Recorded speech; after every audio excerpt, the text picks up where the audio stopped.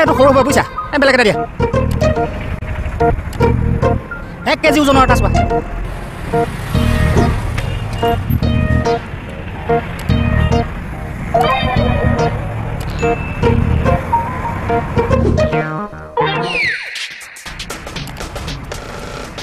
sir কি কৰি আছ স্যাৰ কেছটো যে ইনভেষ্টিগেশ্যনত আহিছে মুৰ্গীৰ দোকানত তই কেছৰ ইনভেষ্টিগেশ্যন কৰিছ হয় স্যাৰ তই মোক বুৰ্বক বুলি ভাবিছ নেকি স্যাৰ বিশ্বাস কৰ সিহঁতে মুৰ্গী খায় নে নাখায় বেপাৰীবিলাকক দম দি মুৰ্গী নিবওতো পাৰে সেইকাৰণে ইনভেষ্টিগেশ্যন কৰি আছো কিবা এটা এইটো ওজনটো ধুনীয়াকৈ মিল